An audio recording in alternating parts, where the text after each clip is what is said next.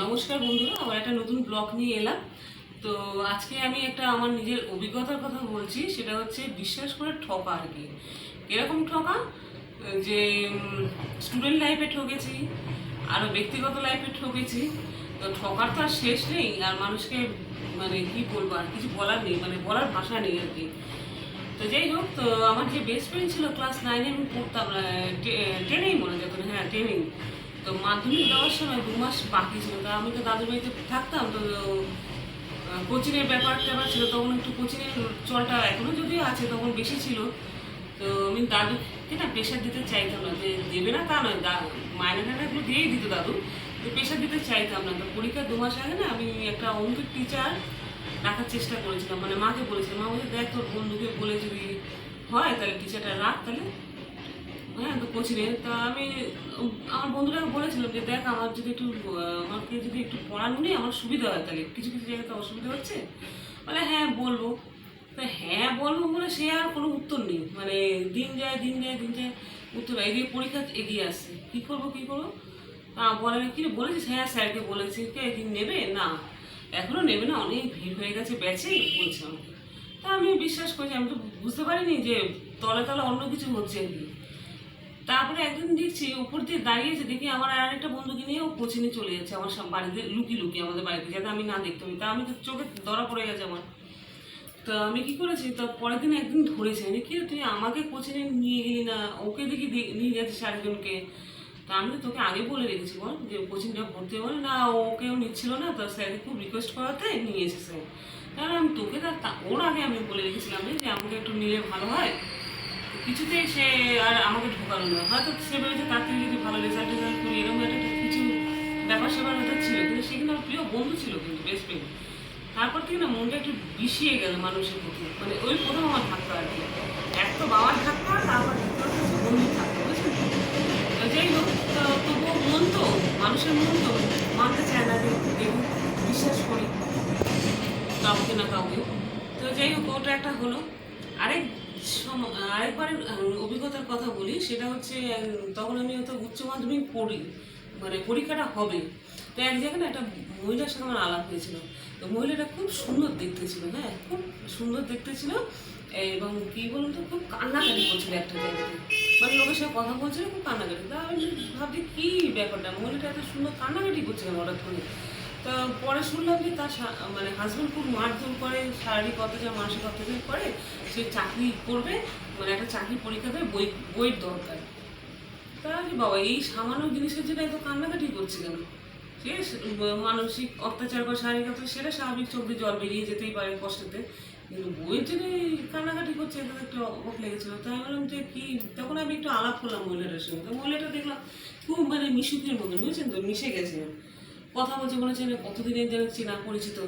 তো এইরকম কথা বলতে বলতে আলাপ জমি নিয়েছে আমার সঙ্গে মহিলাটা। তা আমি ভাবলাম যে ঠিক আছে, আমরা একটু মানে যেহেতু মানবিক মানুষ, তো সবার সঙ্গে মিলেমিশে থাকার অভ্যাস আমাদের।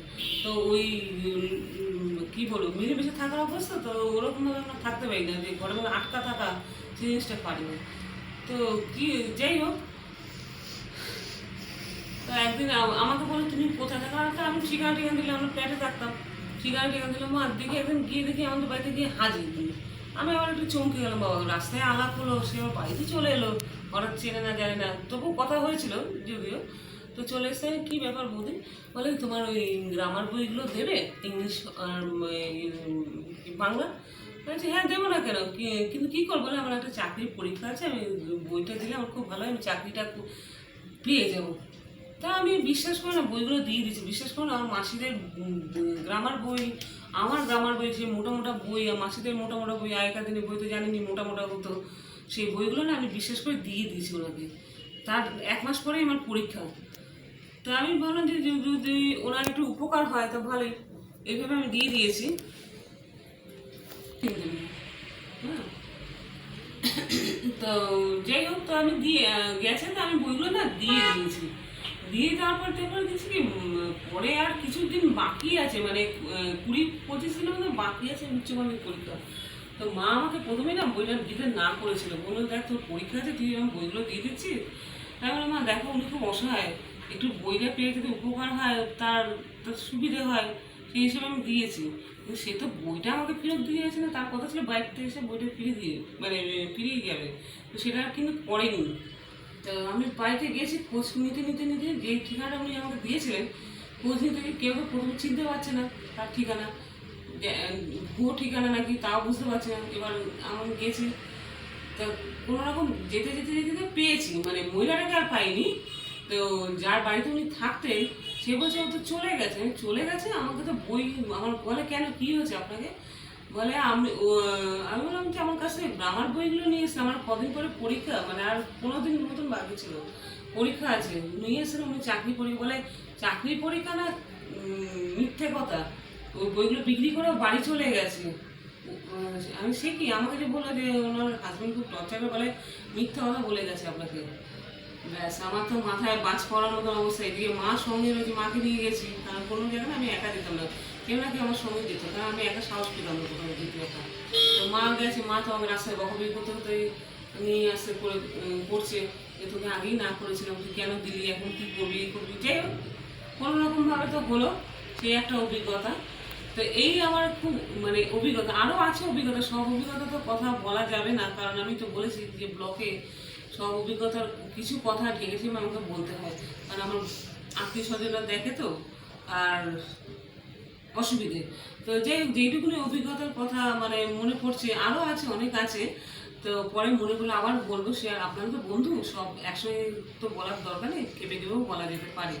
তা আপনাদের সঙ্গে বন্ধুত্ব করে কিন্তু ভালোই হয়েছে, কারণ কেন বলুন তো, যে আমরা মামার বাড়িতে মানুষ হচ্ছে, গণ্ডিটাও ছোটো ছিল, এখানকার গণ্ডিটাও ছোট, কিন্তু মামার বাড়িতে থাকাতে হয়েছিল কি আমরা আশেপাশের লোকের সঙ্গে কিন্তু কথা বলতে পারতাম। হ্যাঁ, কথা বলতে পারতাম, সেটাতেই আমাদের আনন্দ হতো। কিন্তু এখানে সেই পরিবেশ আর নেই, এখানে হচ্ছে কি সারাক্ষণ নিজেদের মধ্যে থাকা, এই পরিবেশ। তো একটু অসুবিধা হতো, প্রথম প্রথমে একটু অসুবিধা হতো, আমি কিছু বলতে পারতাম না, জয়েন্ট ফ্যামিলি তো কিছু বলতে পারতাম না, একটু লজ্জা লজ্জা লাগলো। তারপরে ভাবলাম মানে অসুবিধা, জয়েন্ট ফ্যামিলিতে কিছু বলা মানে খুব অসুবিধার ব্যাপার স্যাপার, বুঝতে পারছেন তো, যারা থাকেন তারা বোঝেন নিশ্চয়ই। তো যেই কথাটা বলছি, তো এই আমরা বাজার টাজার যাই, সেখানেই আমাদের মানে 12 বছরে ভালোই আমরা মানে লোকজনের সঙ্গে পরিচিতি করে নিয়েছি, বাইরের লোকের সঙ্গে তো কথা বলি, কি কেমন আছে বৌদি এইসব। এমনিতে তাদের বাড়িতেও যাওয়া নেই, চিনি না তো রাস্তাঘাটের লোক, ওই ওই রাস্তার মধ্যেই শেষ, রাস্তার মধ্যে শুরু, রাস্তার মধ্যে শেষ, ওই যখন দেখা হয় তখনই কথা বলি, আবার বাড়িতে চলে আসি, আবার সব একই, আবার গণ্ডির মধ্যে আবদ্ধ, মানে খাঁচায় থেকে বেরেই আবার খাঁচার মধ্যে ঢুকে, এরকম অবস্থা। তো যাই হোক, তো সব কিছু তো মেনে নিতে হয়, সব তো সুযোগ সব জায়গায় পাওয়া যায় না, তো মেনে নিয়েছি, মেনে চলছি। তো যাই হোক, তো এটা ছিল আমার আজকে ব্লগ।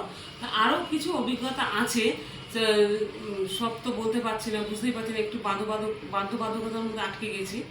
তো তো মানুষকে কি বিশ্বাস করাটা কি এতই খারাপ যে বিশ্বাস সহজে করা যায় না? মানুষকে বিশ্বাস করুন তো কাকে বিশ্বাস করুন বলুন তো? তো আমার এটাই মনের মধ্যে প্রশ্ন এখনও পর্যন্ত ঘুরে বেড়ায় যে মানুষকে কি বিশ্বাস করাটা কি অন্যায় নাকি, আমি বুঝতে পারি না। কারণ মানুষকে যদি বিশ্বাস নাই হয় তাহলে কাকে বিশ্বাস করবো? তো যাই হোক, তা আজকে একটু বেশি গরুবন্দি মানে কথা হয়ে গেল আপনাদের সঙ্গে। তো বন্ধু তো তা ভালো কিনি কিনি কিনি করি। তো এই যে এই ব্লগটা করছি না, এই ব্লগটা করার পরে কিন্তু আমাকে রান্নাটা করতে হবে, রাতের রান্নাটা তো আমি করি, হাফ করে আমি মেয়েকে বললাম যে তুই ধর, আমি একটু করে নিই, কারণ সময় তো আর পাওয়া যায় না, সব মানে ইচ্ছা থাকলেও মানে উপায় হয় না, অনেক সময় অসুবিধা হয়ে পড়ছে। একটু ব্লগটা করে নিই, তারপরে আবার রান্না করতে যাব, মানে বাকিটা কিছুটা করেছে, কিছুটা পরে করব। তো এই হলো আমার ব্লগ আজকে অভিজ্ঞতার কথা।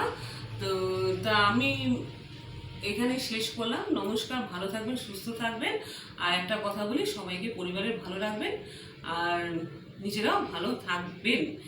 আর এইভাবেই আমার সঙ্গে চলুন, আমাদের সাহায্য করুন, মানে সঙ্গে থেকে সাহায্য করুন, সাহায্য মানে কি আর্থিক দিক দিয়ে সাহায্য করুন আমাদের সঙ্গে থেকে। আর ব্লগটা যদি ভালো লাগে লাইক করবেন, শেয়ার করবেন, আর বেশি বেশি করে শেয়ারটা তো করবেনই, সাবস্ক্রাইব করবেন, যাতে আরও মসৃণভাবে আপনাদের সঙ্গে চলতে পারি, আরও কোনো অভিজ্ঞতা, নতুন নতুন অভিজ্ঞতার কথা বলতে পারি। এই নিয়ে আমি শেষ করলাম।